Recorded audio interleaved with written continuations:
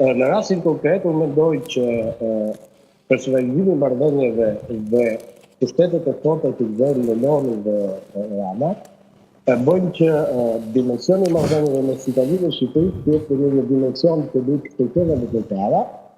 që është një dimension shumë i mirë, pastaj duhet analizohet aspektisht i mirë dhe aspektisht i dobishëm në nivel të interesit qytetar dhe në nivel të sovranitetit, kjo është çështje. Por sigurisht marrëdhëniet të krijuara mes Melonit dhe Ramës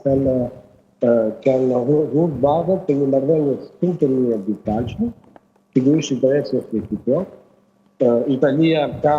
një rol të rëndësishëm në Bashkimin Evropian, por mos harrojmë që në Bashkimin Evropian ka një luftë të leadership, ka një luftë mes binomit të famshëm Franco-Gjerman, për cilën ka vazhduar në të botërore, për cilën është eluduar ai që sot është Bashkimi Evropian, por ka dhe një vit të tretë dhe kjo duhet analizuar në gjërë gjatë dhe drejtimi i shtetit bashkuar të Amerikës, është linja euroatlantike, ose linja amerikane e Bashkimit Evropian edhe kontinentit Evropian, dhe është linja amerikane edhe Ballkanit,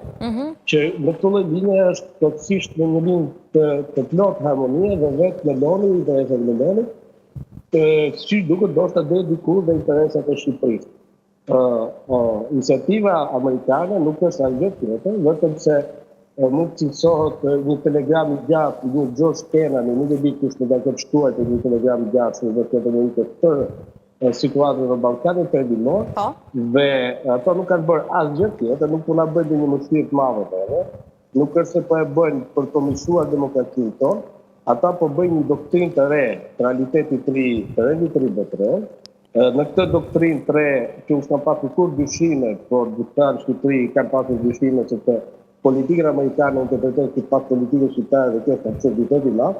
ose mundohen që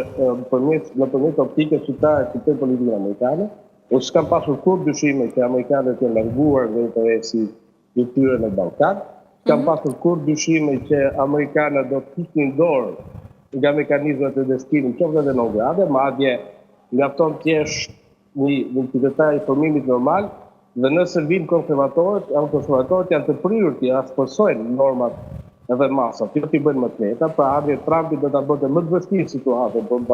për politikanët e Ballkanit Perëndimor, të cilët drejt për drejt rrezikojnë dhe suverenitetin e interesave amerikane. Po ashtu aty kemi edhe Tubi që është avokat, e di shumë mirë që një njeri korruptuar cënon suverenitetin e tij në parë,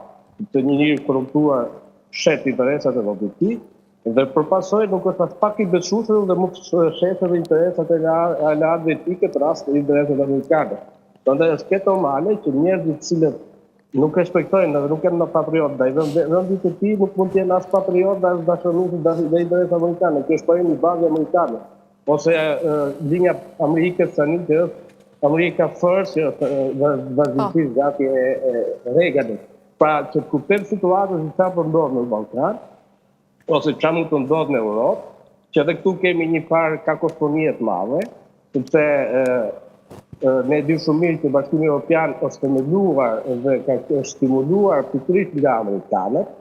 për të qenë një kundërpesë ndaj interesave të Bashkimit Sovjetik dhe pikërisht nga telegrami i gjatë të George Kennan, dhe është themeluar dhe është forcuar pikërisht nga plani Marshall. Dhe tjetër kohë ne kishim një president Trump, i cili para disa muaj tha që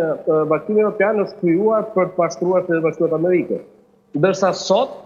kemi një projekt ligji i cili ta na jep ne të kuptojmë, ne kuptojmë që fuqia e një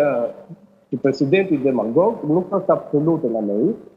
dhe që po rikthehen institucionet e tjera, që janë shumë të rëndësishme, pra po rikthehet nocioni i shtetit amerikan, pa jo individit. Dhe pikërisht kjo është një nismë me Kongresin, dhe kjo është një kundërpërgjigje për të ndaluar lajthitjet ose mos koherencën e vazhdueshme që ka në nivel të shtetit bardh, sa do të arrijë nuk e di, por kjo është një sinjal që Amerika po tenton të rikthehej në origjinalitetin e saj, në formën e saj institucionale dhe për më tepër të rikthehet në interesat e saj historike, jo të strategjike që ka të bëjë vetëm me Europën, edhe me Ballkanin Perëndimor, por edhe shumë më gjërë. Sigurisht për t'i vënë pikën? Ka bërë për t'i vënë pikën, që t'jenë qetë ata që kanë pasur dyshime që amerikanët janë larguar, Për të qenë qëtë ata që mendonin që Trumpi mund të heqë në grada dhe mund të pisin prapje në grada, të rrinë rahat që në grada do të shtohen, do të jenë në tasta, dhe